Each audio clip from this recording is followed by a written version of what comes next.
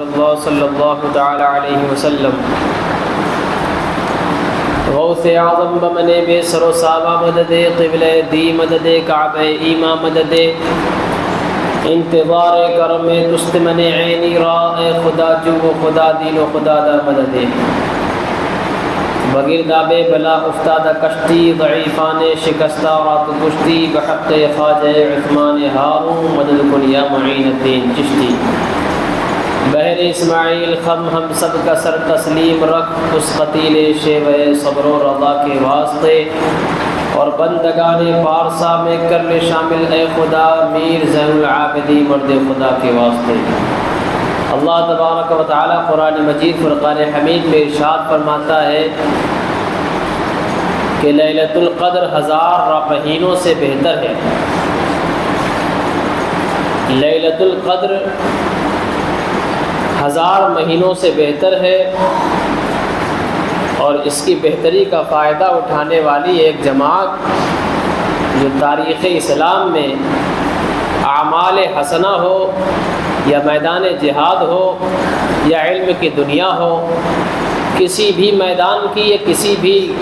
گوشے کی بات کی جائے تو ان کے اعمال حسنہ ہوں یا ان کی جنگی کردار ہوں یا ان کی آزمائش کی زندگی ہو، اگر اس میں کوئی جماعت کامیاب و کامران نظر آتی ہے وہ جماعت صحابہ کرام کی جماعت ہے، جنہوں نے پیغمبر اسلام سید عالم صلی اللہ علیہ وسلم سے جب سنا کہ حضور سید عالم صلی اللہ علیہ وسلم ارشاد فرماتے ہیں کہ لیلۃ القدر ہے اور شب قدر میں اللہ تبارک و تعالی بعد طلوع غروب آفتاب سے صبح صادق تک اپنے بندوں سے پوچھتا ہے کوئی جو اپنی مغفرت چاہتا ہے کوئی جو اپنی تنگی کو دور کرنا چاہتا ہے کوئی جو گناہوں پر ندامت کے آنسو بہانا چاہتا ہے کوئی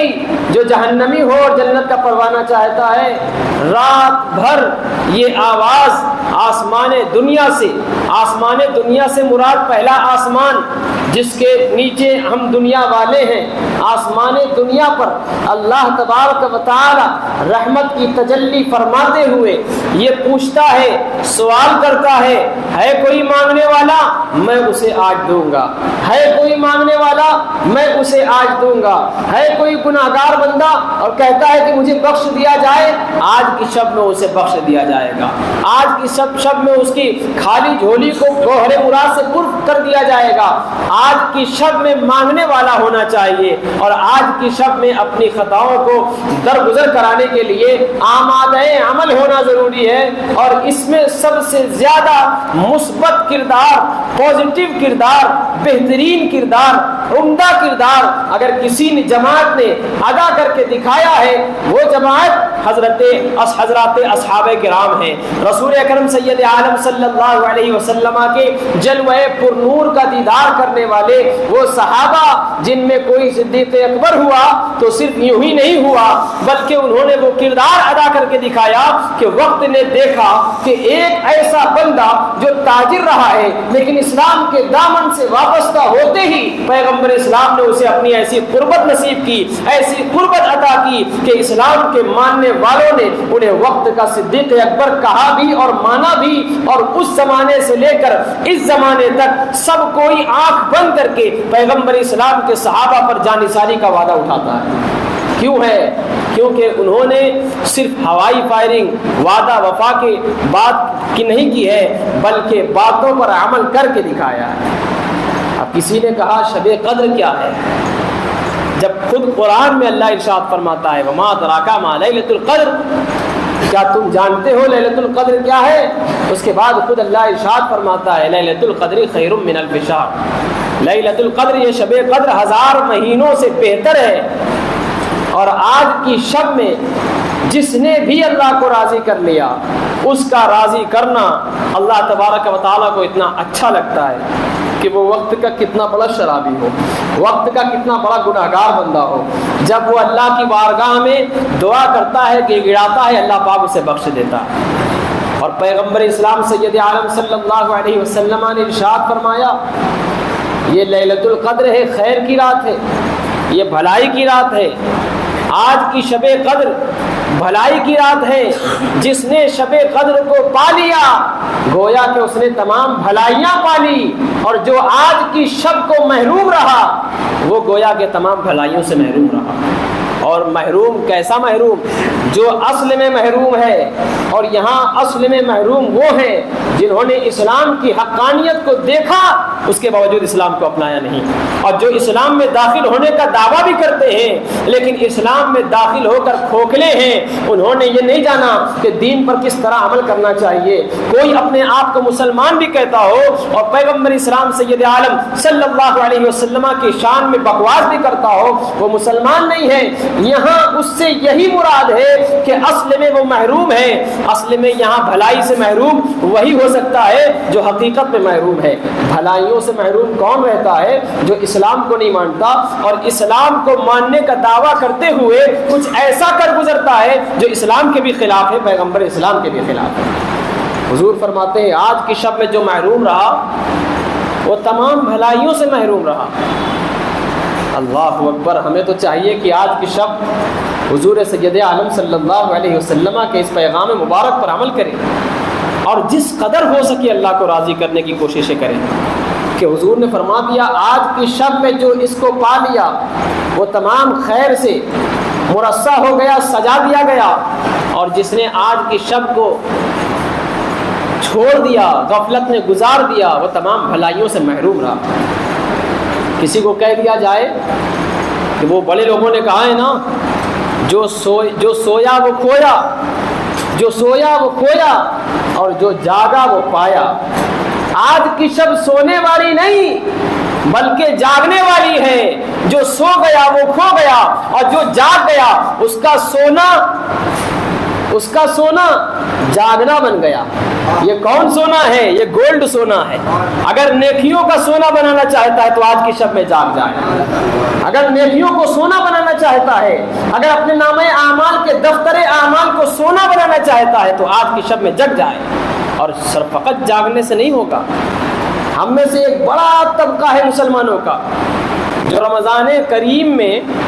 رات بھر جاگتا ہے، اور اس کا الٹا یہ ہوتا ہے دن بھر سوتا ہے۔ پیغمبر اسلام سید عالم صلی اللہ علیہ وسلم نے یہ نہیں کہا کہ تم رات بھر جاگو اس شب میں تو دوسرے دن پورا دن بھر سو جاؤ اور عصر کے وقت تم اٹھو اور اپنی آنکھوں کو مونتے ہوئے مسلتے ہوئے دسترخوان پہ بیٹھ جاؤ، بلکہ آج کی شب میں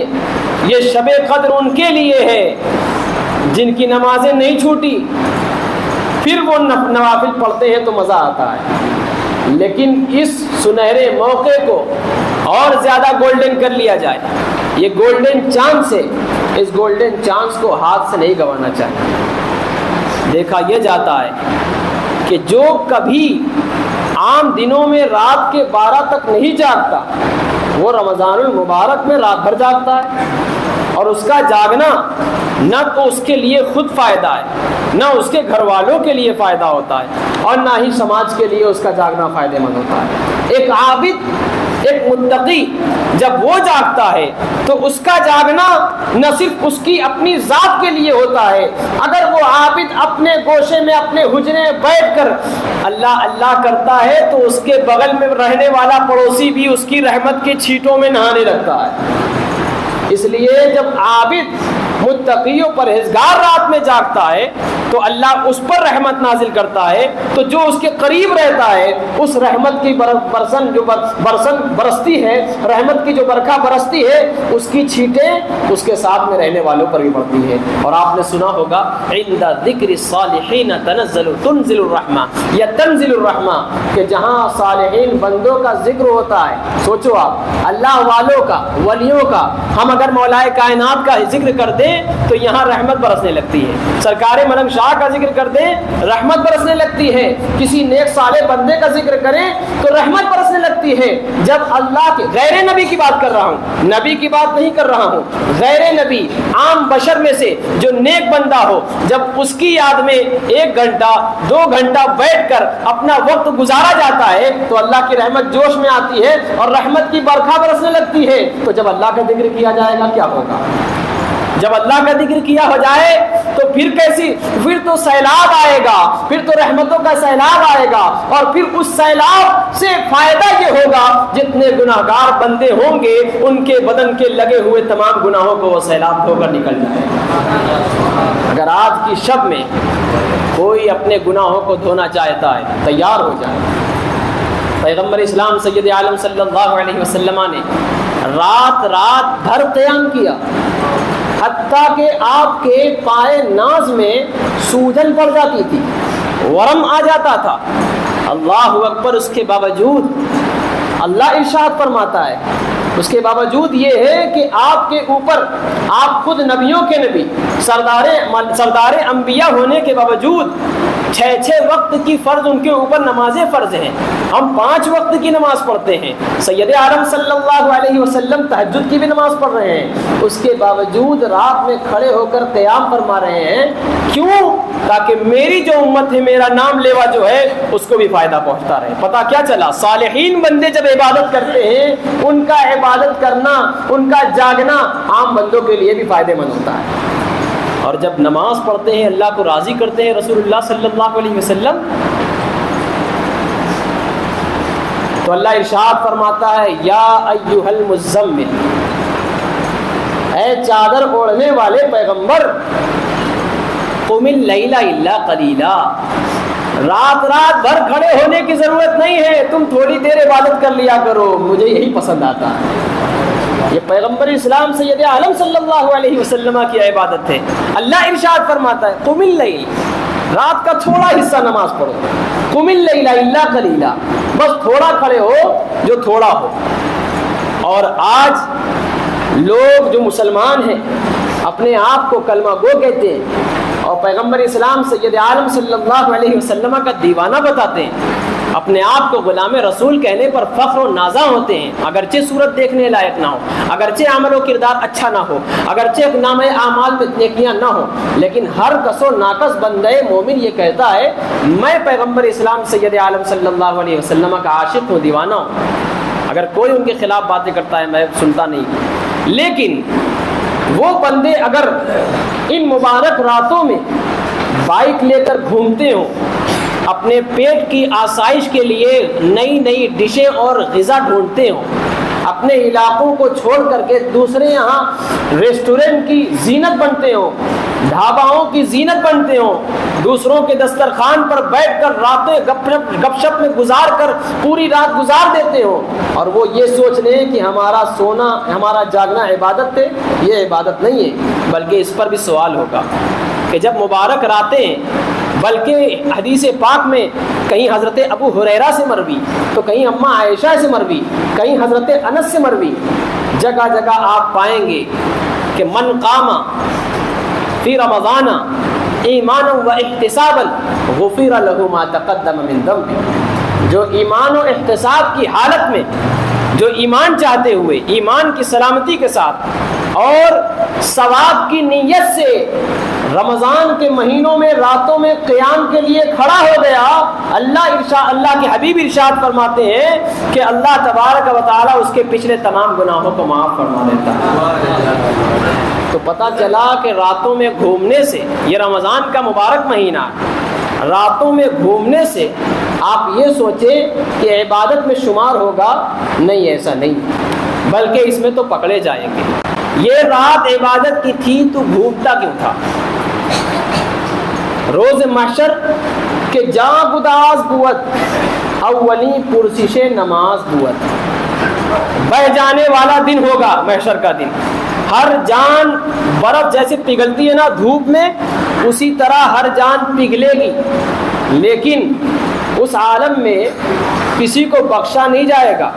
بلکہ پہلا سوال ہوگا کہ تو نماز پڑھتا تھا یا نہیں پڑھتا تھا۔ اس کے بعد دیکھا جائے گا کہ بخشنے لائق ہے یا نہیں۔ اللہ اگر عدل فرمائے،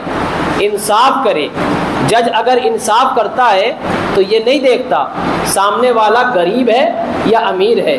دھنوان ہے یا مفلس ہے، ناچار ہے یا مجبور ہے، بلکہ یہ دیکھتا ہے سامنے والا انصاف کے ترازو پر اس کا پلڑا جو انصاف کا ہے اس کے اعمال اور کردار کی وجہ سے کیسا ہے۔ اگر جھکتا ہے تو دیکھا جائے اسی طرح سے فیصلہ کیا جائے گا۔ آپ یاد رکھیے گا کہ نمازوں سے، عبادتوں سے محشر کے دن فیصلہ نہیں ہوگا، ضرور سوال ہوگا۔ یہ ضرور ذہن میں رکھیے کہ نماز کا سوال تو پہلا ہوگا ہی، لیکن ہاں فقط نماز کے ذریعے سے فیصلہ نہیں ہوگا، اور فیصلے کی بنیاد پر کوئی جنت میں نہیں جائے گا، سب اللہ کے فضل کی بنیاد پر جنت میں جائیں گے۔ اگر اللہ فیصلے کی بنیاد پر اگر جنت میں ڈالنا چاہے تو پھر بندے کی جو نوعیت ہے، جو نتیجہ نکلتا ہے، وہ جنت میں جانے لائق نہیں ہوگا۔ اس لیے کہ اللہ ارشاد فرماتا ہے وَمَا خَلَقْتُ الْجِنَّ وَالْإِنسَ إِلَّا لِيَعْبُدُونِ، میں نے جن و انسان کو اس لیے نہیں پیدا کیا، میں نے جن و انسان کو صرف اور صرف عبادت کے لیے پیدا کیا۔ جب صرف اور صرف اونلی آن عبادت کے لیے، جب صرف اور صرف عبادت کے لیے پیدا کیا تو پھر ہمارا کھانا، ہمارا بولنا، ہمارا سونا جاگنا، کاروبار کرنا، اس کا حساب کون دے گا؟ تو پتہ یہ چلا کہ نہیں، اللہ اپنے فضل کی بنیاد پر جسے چاہے گا بخشے گا، اللہ اپنے فضل کی بنیاد پر جسے چاہے گا جنت دے گا، لیکن سوال نماز کا ضرور ہوگا، چاہے کتنا اچھا سننی ہو، کتنا ٹناٹن سننی ہو، اس کو دنیا میں کسی پیر صاحب نے کتنی ہی مرتبہ جنت کا ٹکٹ دے دیا ہو، اپنے قریب بٹھا لیا ہو، سینے سے لگا لیا ہو، لیکن سب سے پہلا سوال ضرور ہوگا، اور وہ سوال نماز کا ہوگا۔ تو راتوں کو اسٹنٹ کر کے گزرنے والے یہ نہ سوچیں کہ ہم دن بھر روزہ رکھ کے اور 5 وقتہ نماز اور تراویح پڑھ کر کے ہمارے اوپر سے، ہمارے گردن سے وہ باتیں نکل گئی جو ابھی روزہ کی حالت میں تھی۔ جس طرح روزہ رکھ کر کے ایک گریل لڑکا، ایک گالی گلوچ کرنے والا شخص اپنی زبان کو روکتا ہے اس فکر سے کہ میں روزے سے ہوں لہٰذا میں گندی بات نہیں کروں گا، میں روزے سے ہوں لہٰذا میں غلط بات نہیں کروں گا، گالی گلوچ نہیں کروں گا، اسی طرح سے اسے وہ بھول جاتا ہے کہ روزہ رکھنے کے درمیان میں جو باتیں غلط ہیں، روزہ کھولنے کے بعد بھی وہ باتیں غلط ہیں۔ لوگ سمجھتے ہیں کہ روزہ کھول لیا، روزہ افطار کر لیا، اچھی افطاری جو تھی وہ کھا لی، اب یہاں سے فاؤنڈیشن ختم، لیکن نہیں، رمضان کریم کا وہ حال ہے کہ تم حالت روزہ میں نیکی کرو تب بھی 70 گنا بلکہ اس سے زیادہ بڑھا دیا جاتا ہے، اور اگر روزہ افطار کے بعد کرو تب بھی اتنا ہی ثواب دیا جاتا ہے۔ اگرچہ گناہ ایک کرنے پر ایک ہی گناہ لکھا جاتا ہے، یہ بھی اللہ کا فضل ہے، لیکن اس کے باوجود عام دنوں کے مقابل میں رمضان کریم میں کسی کی گندی باتیں کرنا بخشا نہیں جائے گا، چھوڑا نہیں جائے گا، راتوں کو گھومنا، بلا وجہ کہیں کھڑا ہونا بخشا نہیں جائے گا۔ من قام فی رمضان ایمانا و احتسابا غفر له ما تقدم من ذنبه، جو چاہتا ہے کہ ایمان و احتساب کے ساتھ اللہ تبارک و تعالی کو راضی کرے، نمازیں پڑھے، تو وہ چاہتا ہے کہ مغفرت ہو جائے، اس کو چاہیے کہ جو بچے کچھ ایام آج ہی سے توبہ کرے، جو گزر گئے، ماضی گزر گیا، اس ماضی پر ندامت کے آنسو بہا کر کے مستقبل کو روشن کیا جائے۔ یہ آج آپ کے آنکھوں سے ٹپکتے ہوئے آنسو، یہ آپ کے آنسو نہیں ہوں گے بلکہ آپ کی قبر میں نور بننے کا سامان ہو جائے گا۔ میدان محشر میں نور کا ایک ایسا دریا ہوگا جو آپ کی آنسوؤں کے چند قطرات کے ذریعے سے وہ نور کی آپ کو وادی ملے گی، اور اس نور کی وادی میں نہاتے ہوئے جب آپ جائیں گے تو میدان محشر میں دیکھنے والے دیکھیں گے یہ کون ہے، تو پتہ چلے گا یہ رمضان کی راتوں میں قیام کرنے والے بندے ہیں، یہ رمضان کی راتوں میں نیکیاں کرنے والے بندے ہیں، یہ سوتے نہیں تھے۔ اچھا، پھر اس کے بعد جب سو لیا، سحری کھا کے نماز پڑھ کے سو لیا، تو پھر ظہر کا جس طرح سے انتظام ہوتا ہے اسی طرح سے ظہر پڑھنا ہوگا، اسی طرح سے عصر پڑھنی ہوگی، اسی طرح سے مغرب پڑھنی ہوگی۔ یہ نہیں کہ ہم روزہ رکھ لیا، بھوکے پیاسے فاقہ کشی کی طرح سوئے اوندھے پڑے ہوئے ہیں، ایسا لگتا ہی نہیں کہ ان کے اوپر نمازیں نہیں ہیں، سوئے ہوئے ہیں، نماز چلی جا رہی ہے۔ اور پھر ہمارے یہاں کا حال تو یہ ہے، اگر 5 دن کی تراویح پڑھ لی تو 6ویں دن سے تراویح ہوتی ان کے اوپر سے اٹھ جاتی ہے، 10 دن کی پڑھ لی تو پھر تراویح پڑھنا نہیں۔ یہ جذباتی لوگ 10-15 دن مسجد میں آتے ہیں اور لانگ پھلانگ کر کے کودتے ہیں، اور اس کے بعد حال یہ ہوتا ہے جیسے ہی تراویح کا مالا حافظ صاحب کو پہنایا دوسرے دن سے غائب ہو جاتے ہیں۔ اس کے اوپر سب سے زیادہ دردناک بات یہ ہے کہ ایک قرآن سننا سنت ہے کہ نماز تراویح میں ایک قرآن سنا جائے، لیکن یہ سننا واقعتاً کان لگا کے سن رہا ہو، ضروری نہیں کہ حرف آئے، بلکہ جماعت میں شروع سے شریک ہو، پیچھے اگر ہے 10 صفحے بعد اگر اس کو آواز نہیں پہنچ رہی ہے پھر بھی اس کا وہاں کھڑا ہونا سننے کے مطابق ہو جائے گا، مائک کی ضرورت نہیں ہوگی، ایسے ہی اس کو ثواب ملے گا۔ اس لیے کہ جو امام پڑھ رہا ہے وہ امام کا پڑھنا ہی نہیں ہے بلکہ مقتدیوں کا پڑھنا بھی ہے۔ اسی لیے ہمارے ہاں وہابیوں سے جو ہمارا اختلاف ہے نمازوں کا اسی لیے ہے، وہ نمازوں میں امام کے ساتھ خود بھی تلاوت کرتے ہیں۔ ان کے ہاں سورہ فاتحہ واجب اور فرض ہے، اگر کوئی نہیں پڑھتا تو ان کی نماز نہیں ہوگی۔ ان کے پاس دلیلیں ہیں حدیث سے، حالانکہ وہ بتا نہیں سکتے، اس لیے کہ وہ حدیثیں ہم مانتے ہیں، یقینی طور سے مانتے ہیں، لیکن اگر ان سے پوچھیے اگر فرض ہے، مثال کے طور پر امام نماز پڑھا رہا ہو، تم کاروبار سے اپنے آپ کو چھڑا کر بھاگتے ہوئے آ چکے ہو اور 1 رکعت ہو چکی ہو، بتاؤ اس میں سورہ فاتحہ تم کیسے پڑھو گے جب تمہاری چھوٹ گئی تو؟ اور اگر نہیں بھی وقت سے تم پہنچ بھی گئے، وضو کر کے تم آ گئے ہو اور ابھی کھڑے ہونے ہی والے تھے کہ امام نے کہہ دیا اللہ اکبر، رکوع میں چلا گیا، بتاؤ تم کھڑے ہو کے پہلے سورہ فاتحہ پڑھو گے یا رکوع میں جاؤ؟ پتہ چلا امام کی اتباع کریں گے۔ جب امام کی اتباع کریں گے تو امام کی اتباع نہ صرف رکوع اور سجود میں ہے بلکہ امام کی اتباع زبان میں بھی ہے۔ اگر امام پڑھ رہا ہے وہ ہمارا پڑھنا ہوا، امام خاموش نہیں ہو سکتا، اس لیے کہ امام کو جو ذمہ داری ملی ہے وہ پوری جو مقتدی ہیں مصلیان ہیں ان کی ذمہ داری ملی ہے، اس لیے جو نمازوں کا اہتمام ہے وہ ہمارے اوپر ضروری ہے۔ بہرحال وہ جو بات کہنا تھا میں بھول گیا باتوں میں، یہ وہابی ایسی چیز ہی ہے کہ گمراہ کر ہی دیتے ہیں کہیں نہ کہیں۔ اللہ اکبر۔ تو درود پاک پڑھیں، اللہم صلی علی سیدنا و مولانا محمد معدن الجود والکرم وآلہ وصحبہ وبارک وسلم، صلوا علیہ الصلاۃ والسلام علیک یا رسول اللہ صلی اللہ علیہ وسلم۔ سبحان اللہ۔ کہتے ہیں کہ جو چیز بھول جائی جائے درود شریف کی برکت سے وہ یاد آ جاتی ہے۔ میں تراویح کی بات کر رہا تھا، آج لوگوں کا حال یہ ہے، حافظ صاحب اچھے پڑھنے والے ہوں یا کسی طرح سے پڑھنے والے ہوں، ان کو معلوم ہے 6 دن کی ہو یا 10 دن کی، لوگ 10 رکعت گزار کر آتے ہیں۔ عشاء کی نماز امام کی ابتدا میں نہیں پڑھتے، جماعت سے نہیں پڑھتے ہیں، بعد میں آتے ہیں۔ کیوں آتے ہیں؟ ان کے پاس بیسک وجہ نہیں ہے، لیکن ایک وجہ ہے جو نفس کی غلامانہ طور سے ہے، وہ یہ ہے کہ اگر ہم پہلے سے جائیں گے تو پہلے سے جا کے امام صاحب کی ابتدا کریں، پھر اس کے بعد سنت بھی پڑھیں اور ساتھ میں نفل بھی پڑھیں، تب اس کے بعد حافظ صاحب مصلی پہ چڑھیں گے، پھر اس کے بعد وہ جتنا دیر پڑھیں گے اتنی دیر ہم کھڑے رہیں۔ اگر مثال کے طور پر 1 رکعت 5 منٹ کی ہے تو 5 منٹ کھڑے رہنا ہوگا، میرے حساب سے یہی ہے۔ اور اگر آپ صحیح سے پوچھیے اکیلے میں تو ہر نمازی جو بھاگنے والا یہی کہے گا کہ ہاں اصل میں 10 رکعت 1 گھنٹہ میں ہوتی ہے، تو میں دیکھتا ہوں کہ اگر میں چھوڑ دوں اور بعد میں آتا ہوں گھوم پھر کے اپنا کام کر کے، تو جو 1 گھنٹہ میں 10 رکعت ہو رہی ہے میں سورہ تراویح پڑھ کے اسے 15 منٹ میں نبھا دیتا ہوں۔ لہٰذا اس لیے میں سوچتا ہوں کہ 12 رکعت جو بقیہ بچی، جو 10 رکعت بچی ہے وہ بعد میں آئیں گے، اس کا ثواب پورا مل جائے گا۔ بتائیے اگر لنگر بانٹ دیا جائے، چھوٹا بچہ بھی ساتھ میں آ جاتا ہے، اس کو بھی لے کے آتے ہیں، لیکن اصل میں اہمیت باپ نے، چچاؤں نے، بزرگوں نے اس کی اہمیت نہیں بتائی۔ وہ خود ساڑی تہا رہے تھے تو بیٹا نہیں آ رہا تھا، بیٹے نے دیکھا باپ ساڑی تہا رہے ہیں، فولڈ کر رہے ہیں، اپنا کاروبار میں لگے ہوئے ہیں، دیکھا ہاں 10 رکعت ہو گئی، چلو جلدی چلو، تو یہ اتنا برا اثر کرتی ہے کہ کئی پشت تک آپ اس بری عادت کو چھوڑا نہیں سکتے، اس لیے کہ برائی بڑی خطرناک چیز ہے، یہ جم جاتی ہے، یہ القطرے کی مانند ہوتی ہے، اس کو چھڑانے کے لیے بہت بڑے بڑے کیمیکل لانے پڑتے ہیں، تو یہ بہت گندی حرکت، یہ پہلی بات۔ پھر اس کے بعد جب یہ نماز تراویح جو ختم قرآن ایک ہوتا ہے، حافظ صاحب مالا پہن کے چلے گئے، اس کے بعد تو پھر جو 10 رکعت والے آتے ہیں وہ بھی غائب، پھر وہی پنجگانہ نماز پڑھنے والے، اور پھر اللہ اکبر جب رمضان چلا جاتا ہے یہی مسلمان چاند کے نکلتے ہی عشاء میں غائب۔ فقط چند مسلمانوں کے مسجد میں چاند رات میں عید کی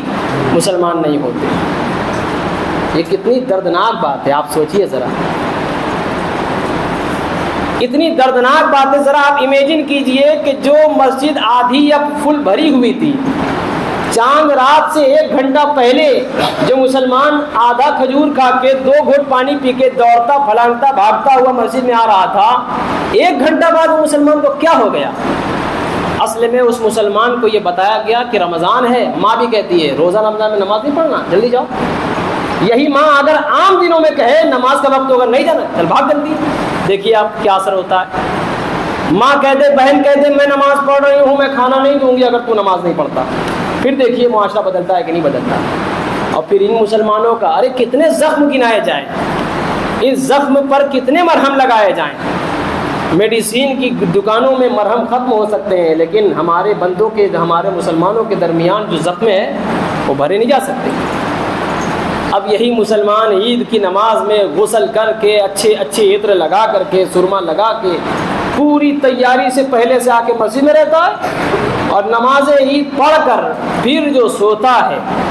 نہ ظہر سے مطلب نہ عصر سے مطلب، اور العیاذ باللہ تعالی دوسرے دن وہ ٹکٹ کٹاتا ہے پکچر کا، فلم کا، اور ہالوں کی زینت بنتا ہے۔ جو مسلمان 1 دن پہلے مسجد کی زینت تھا، آج اس مسلمان کو کیا ہو گیا کہ عید کے فوراً دوسرے دن باسی والے دن جا کے سنیما ہال کی زینت بن جاتا ہے۔ ماں باپ نے اصل میں کہا ہی نہیں، پوچھا ہی نہیں کہ تم جاتے کہاں ہو، کیونکہ ان کے نزدیک وہ عیب نہیں ہوگا۔ ابھی نئی فلم آنے والی ہے، اس کے بارے میں نے تو دیکھ لیا کہ مسجد اقصی قبۃ الصخرہ جو گولڈن ہے نا مسجد، وہ حقیقت میں مسجد اقصی تو ہے نہیں، قبۃ الصخرہ وہ گولڈن والا گنبد، اس کو ویڈیو میں دکھا کر کے چھوٹے میاں بڑے میاں معاذ اللہ اس نام کی فلم بنا کر کے بتایا گیا ہے، اور اس پر گولہ باری دکھائی جا رہی ہے۔ یہ مسلمانوں صرف ان کی سازش نہیں ہے، یہ یہودیوں کی سازش ہے۔ یہ یہی چاہتے ہیں اسی طرح سے قبۃ الصخرہ اور مسجد اقصی کو شہید کر دیا جائے، اور اسی سوچ کو اور فکر کو پیسہ دے کر کے سپورٹ اور تعاون کرنے والا کوئی یہودی یا نصرانی نہیں ہے، ہمارا مسلمان ہے۔ یہ روزہ رکھ کر جو اللہ کی بارگاہ میں آ رہا تھا، اور جو روزہ رکھ کے سوچ رہا تھا آج بخشش کی دعائیں مانگیں گے اور اللہ بخش دے، یہ مسلمان کس قدر بھوکا پیاسا تھا فلم کا، گناہوں کا، کہ دوڑتا ہوا دوسرے دن جا کر کے ہال اور سنیما ہال کی اور نہ جانے کیسی کیسی جگہوں کی زینت بن جاتا ہے۔ اپنے اپنے بچوں، اپنے اپنے دوستوں، رشتہ داروں سے یہ بات ضرور کہنا کہ دیکھو بھائی، دوستی تبھی رہے گی جس طرح سے تم رمضان میں ہمارے ساتھ تھے، محبت تبھی رہے گی جس طرح سے رمضان میں ہم لوگ ملتے تھے ٹوپیاں لگا کر کے، مسلمانوں کی صورت بنا کر کے، اسی طرح سے۔ اگر اس طرح سے آپ وارننگ دیتے ہیں تو اس کا اثر دوسرا پڑتا ہے، لیکن نہیں بھائی، دوست کے دین پر ہوتا ہے۔ پیغمبر اسلام سید عالم صلی اللہ علیہ وسلم نے ارشاد فرمایا دوست کے دین پر ہوتا ہے، اس لیے دوست کو چاہیے دیندار کو دوست بنائے۔ اگر کسی یہودی کے ساتھ ہو جائے گا تو سور کھانے میں اس کو دیر نہیں لگے گی، کسی نصرانی کے ساتھ ہو جائے گا تو شراب پینے میں اسے دیر نہیں لگے گی، اسی طرح سے کسی طرح کا بھی ایک چور کے ساتھ رہنے والا کوئی بندہ ہو جاتا ہے، اس نے کتنی بھی نمازیں پڑھی ہوں، دوسرا بندہ کہتا ہے ضرور یہ بھی چوری کرتا ہوگا۔ جب آپ دنیا کے معاملات میں اس قدر سخت ہو جاتے ہیں، دین کے معاملات میں آپ سخت کیوں نہیں ہوتے؟ یہ مسلمانوں پر بہت بڑا حملہ ہے۔ ابھی ایک پاکھنڈی، اس نے پیغمبر اسلام کے پیارے خلیفہ، پیارے داماد حضرت حیدر کرار کرم اللہ وجہ الکریم کی شان میں گستاخی کی ہے نا۔ ان کو زبان کون دے رہا ہے؟ ہماری بزدلی نے ان کو زبان دیا، ہماری گمراہیوں نے ان کو زبان دیا ہے۔ تم اگر نڈر ہو جاؤ، بزدلی چھوڑ دو، ارے مسلمان کو اللہ نے وہ روب دبدبہ آج بھی دیا ہے کہ جب یہ گزرتا ہے تو زمینیں تھر تھراتی ہیں، زمین پر رہنے والے دیکھتے ہیں تو کہتے ہیں مسلمان جا رہا ہے۔ لیکن اب یہ نہیں ہے، اس لیے کہ وہ مسلمانوں نے اپنا اسٹیٹس کھو دیا ہے۔ جس طرح سے مسلمانوں رمضان میں قیام کرتے رہے اور عبادتوں میں لذت پانے کے لیے دوڑتے رہے، اسی طرح سے عام دنوں میں بھی آپ لوگ مسجدوں کی زینت بنیں گے انشاءاللہ۔ اور صرف بنیں گے نہیں بلکہ اپنے دوست احباب گھر والوں سے کہیں گے کہ آپ کو نماز پڑھنا ہے۔ دکان پر کوشش کریں گے کہ دکان بھی چلتی رہے، نماز بھی ہوتی رہے۔ ایک آدمی پہلے والی نماز پڑھ لے، آ کے دکان پہ بیٹھ جائے اور بھائی کو کہے جاؤ تم نماز پڑھ کے آؤ۔ اسی لیے میں کہتا ہوں مسجد کے متولیان بھی اس بات کو غور سے سنیں، اپنے ایریا میں جتنی مسجد ہو سب بیٹھ کے اس بات پر کنسلٹ کریں، مشورہ کریں کہ اگر ہمارے یہاں ظہر 1 بجے ہے تو آپ کے یہاں 1:15 بجے ہونی چاہیے، اگر ہمارے یہاں عصر 5 بجے ہے تو آپ کے یہاں 5:15 بجے ہونا چاہیے، تاکہ کسی کی جماعت نہ چھوٹے۔ کوئی مصروف آدمی اس طرح سے اگر کسی مصروفیت کی وجہ سے رہ گیا تو اسے اس بات کی قلق نہ ہو کہ میری جماعت چھوٹ گئی یا میری نماز چھوٹ گئی۔ یہ مشورہ جب ہو جائے گا دیکھیے پھر ماحول کیا بنتا ہے۔ عرب میں جانے والوں نے دیکھا ہوگا آپ کتنا پیسہ لے کے کھڑے ہوں، ان کے اوپر قانونی کارروائی کی جائے گی جس نے نماز کے وقت میں خرید و فروخت کی ہے۔ اس لیے وہ دوڑتے بھاگتے ہیں، نماز دکان کو کھلا چھوڑ کے بھاگ جاتے ہیں کیونکہ وہ کیمرے کی نظر میں ہوتے ہیں۔ یہاں مسلمان بھی اگر کیمرے کی نظر میں کہہ دیا جائے تو دوڑتا بھاگتا آئے گا، لیکن ان مسلمان کو یہ بات نہیں آتی کہ اللہ اولو الابصار ہے، اللہ خبیر و بصیر ہے۔ یہ کیمرہ تو کسی ایک آلات سے، کسی پیچ سے، کسی چکے اینٹے سے مار کر توڑ دیا جا سکتا ہے، لیکن جو اللہ تبارک و تعالیٰ کی نگاہ جلالت ہے اس سے کوئی بچ سکتا ہے؟ نہیں بچ سکتا۔ پھر کیسے گناہ کرتا ہے؟ پھر کیسے نیڈر ہو کر کسی کا حق کھاتا ہے؟ نہیں، اس طرح کبھی نہیں ہو سکتا، کوئی آدمی اس طرح کر ہی نہیں سکتا۔ اس لیے مسلمانوں اپنے دوستوں کو پکڑو اور اپنے دوستوں کو لے کر دوسرے دوستوں تک پہنچو کہ ظہر کی نماز فلاں مسجد میں ادا کی ہے تو عصر کی نماز فلاں مسجد میں ادا کی جائے۔ اس طرح سے ان مساجد تک پہنچو جہاں پہ مسجد میں مسلمان پہنچتے نہیں ہیں۔ دیکھو یہ جو لوگ مسجدوں کو ٹارگٹ کیے ہوئے ہیں، مسجدوں کو شہید کرنے کا پروپیگنڈا رچ رہے ہیں، ان کی ہوا خراب ہو جائے گی، ان کا ہوش خراب ہو جائے گا، دماغ خراب ہو جائے گا، حواس باختہ ہو جائیں گے۔ آج بھی اگر مسلمان روح غزالی لے کے اٹھیں گے تو پھر دیکھو بلالی جذبہ اور غزالی انداز پوری کائنات میں پھیل جائے گا، پھر وہی پرچم اسلام لہرائے گا۔ بہت قریب ہے کہ اسلام انشاءاللہ پوری دنیا میں قائم ہو جائے گا۔ دھیرے دھیرے ہر جگہ کے پارلیمنٹ میں، سپریم کورٹ میں مسلمان جج کی انتخاب ہو رہا ہے۔ آج ہی میں نے پڑھا امریکہ کی ایک لیڈی، ایک مسلم خاتون جو نقاب پوش ہے، حجاب میں ہے، اور سپریم کورٹ کی اسے جج بنایا گیا۔ بہت قریب ہے مسلمانوں کہ انشاءاللہ مجھ سے زیادہ، مسلمانوں سے زیادہ اگر کسی کو خوف ہے تو غیر مسلموں اور ہندوؤں کو خوف ہے۔ وہ جانتے ہیں، مسلمانوں سے زیادہ جانتے ہیں کہ 5, 10, 20 سال میں مسلمان اچھی طرح سے چھا جائیں گے۔ اگر وہ کہتے ہیں کہ 5, 10, 20 سال میں، 30 سال میں مسلمان اچھی طرح سے چھا جائیں گے تو صرف ان کو سن کر خوش نہ ہو بلکہ اسی طرح سے تیاری کرو کہ ہم 20 سال میں نہیں 15 سال میں چھا جائیں۔ آج بھی اگر نماز پڑھنے والا بندہ جس طرح سے جمعۃ الوداع میں آیا، اگر اسی طرح سے آدھا گھنٹہ پہلے فجر کی تیاری کر لے اور اپنے گھر لوٹنے لگے، لوٹنے سے پہلے آدھا حصہ پتہ ہو جائے گا۔ لیکن مسلمان چاہے تو صحیح، مسلمان کرے تو صحیح، اللہ تبارک و تعالیٰ تو بس اتنا دیکھتا ہے یہ میری طرف ایک قدم بڑھا رہا ہے، اپنی رحمت کو آواز دیتا ہے اس کے کہ یہاں گھر میں بسیرا کر دو، اس کے گھروں کی پریشانیوں کو مٹا دو، ان کے ہاں جو بیمار ہیں ان کو شفا دے دو۔ یہ کون ہے؟ یہ غفور الرحیم ہے، تواب الرحیم ہے۔ ارے آپ کے اور ہمارے گناہوں کی کوئی حیثیت نہیں اللہ کی رحمت کیا، اس لیے مانگنے کا نیا نیا طریقہ ڈھونڈا کرو۔